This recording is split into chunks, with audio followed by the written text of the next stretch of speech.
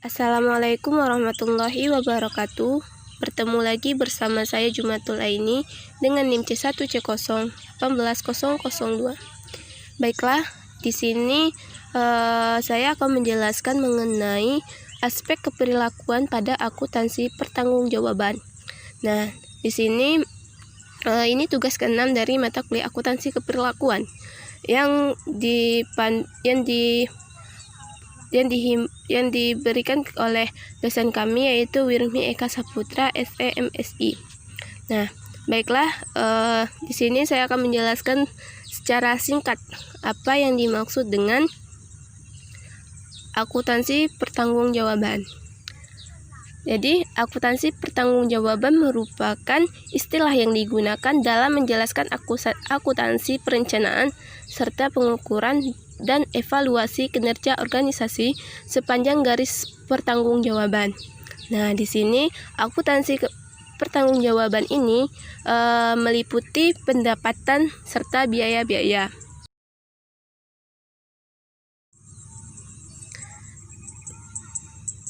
Menurut H.S. Hadibrato memberikan definisi sebagai berikut. Akuntansi pertanggungjawaban adalah sistem akuntansi yang disesuaikan agar manajemen dapat melakukan pengawasan efisiensi untuk sesuatu bagian tertentu ataupun untuk petugas-petugas yang bertanggung jawab terhadap efisiensi biaya yang menjadi tanggung jawab. Nah, dapat ditarik kesimpulan dari definisi di atas. Yang pertama, yaitu suatu sistem akuntansi yang ada dalam suatu organisasi berfungsi sebagai alat pengawasan manajemen.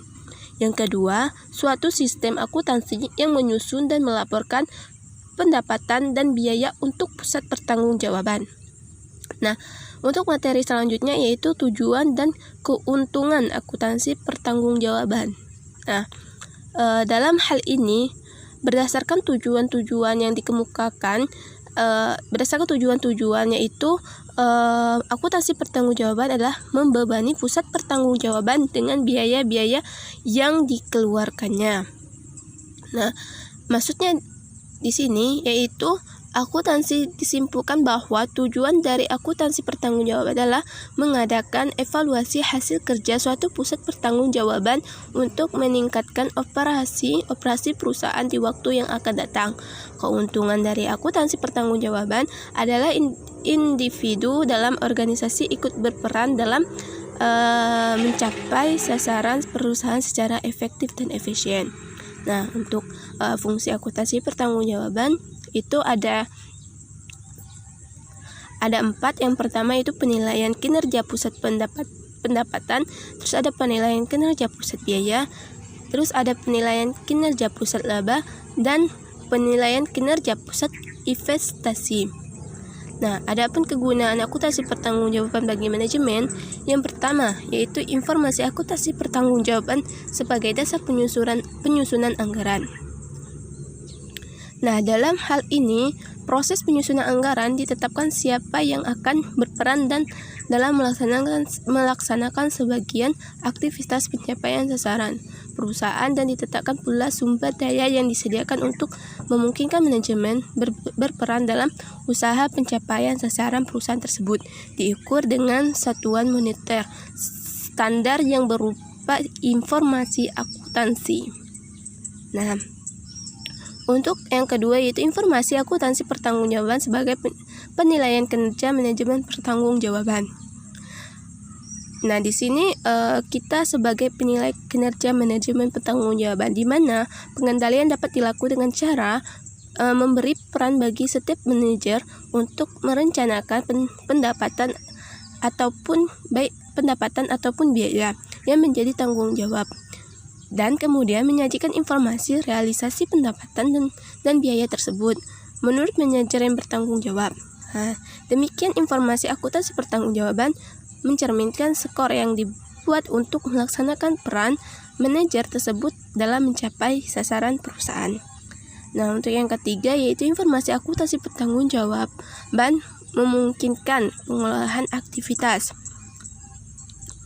Di sini ada ada 3 dalam menyajikan informasi biaya yang dipisahkan ke dalam biaya penambahan, yaitu yang pertama itu memperoleh informasi biaya bukan penambahan nilai yang menggambarkan besarnya pemborosan yang sekarang dialami oleh perusahaan dalam memenuhi kebutuhan konsumsi, memenuhi kebutuhan konsumen. Yang kedua yaitu memperoleh biaya bukan penambahan nilai yang memungkinkan mereka memusatkan pengendalian mereka terhadap aktivitas bukan penambahan nilai. Yang ketiga yaitu memperoleh informasi biaya-biaya penambahan yang memungkinkan mereka melakukan penyempurnaan efisien aktiviti penambahan biaya. Untuk jenis-jenis tingkat pertanggungjawaban yaitu ada pusat biaya, ada pusat pendapatan, pusat laba, dan pusat investasi. Untuk pusat biaya itu bidang bertanggung jawab yang menghasilkan suatu produk atau memberikan suatu jasa.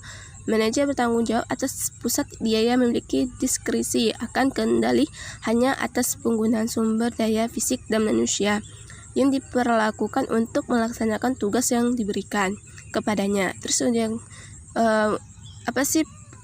yang kedua yaitu pusat pendapatan.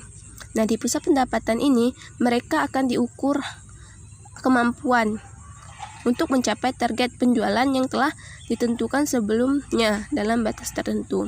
Terus ada pusat laba, itu biaya meliputi beban produksi dan dari produk atau jasa. Terus ada pusat investasi, itu mereka bertanggung jawab untuk mencapai margin, kontribusi, dan target laba tertentu serta efisien dalam penggunaan aktiva. Selanjutnya yaitu aspek-aspek perilaku dalam organisasi. Nah, aspek perilaku dalam organisasi itu timbul dari pengaruh manusia terhadap organisasi, di mana mereka berbeda. Tujuannya adalah memperlancar upaya pencapaian tujuan organisasi. Nah, kalau menurut Robin, bahwa perilaku organisasi adalah suatu bidang studi yang menyelidiki dampak perorangan, kelompok, atau struktur pada perilaku dalam organisasi dan dimaksud menerapkan pengetahuan semacam itu tidak memperbaiki keefektivitas organisasi.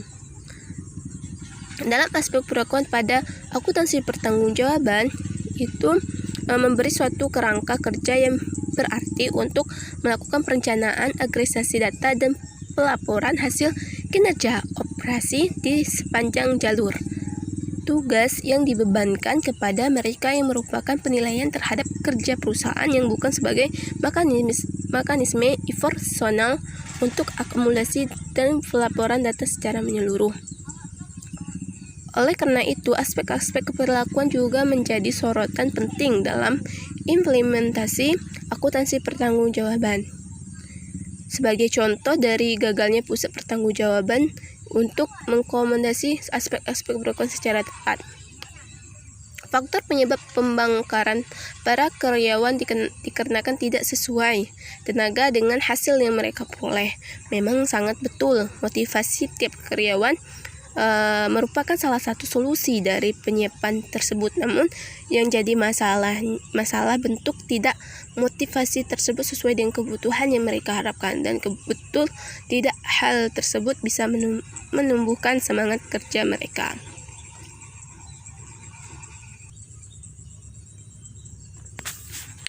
Kita lanjut ke pembahasan selanjutnya, yaitu mengenai kesesuaian antara jaringan pertanggungjawaban dan struktur organisasi. Jadi, top manager mendelegasikan dan memberikan otoritas pada manajer di bawahnya berdasarkan hierarki organisasi yang menugaskan otoritas dan tanggung jawab untuk tugas-tugas spesifik. Itulah materi dari saya. Kurangnya saya mohon maaf. Wabillahi taufiq wal hidayah. Wassalamualaikum warahmatullahi wabarakatuh.